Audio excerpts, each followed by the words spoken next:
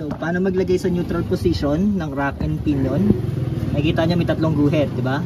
So, yung part na to, itong white na to, is yung full lock. Yan yung sagad na liko dun sa kaliwa. And then, yung nasa pinakadulo, ayun, yun yung full lock sa kanan. Tapos, yung gitna niyan, syempre, in between dun sa linya na yon, which is ito. So, dun yung itatapat kung saan yung palatandaan nyo. So, yung palatandaan ko, which is ito, itong gat lang to, dun nakatapat. So, yan na yung gitna. Okay?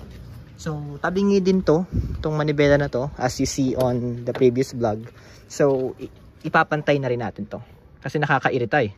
Hindi pa naman ganun kamaalam pa yung may-ari nito. So, gusto ko, friendly user siya. Kumbaga, coaching-coach. So, yun. We're getting in the short list already. Ayun.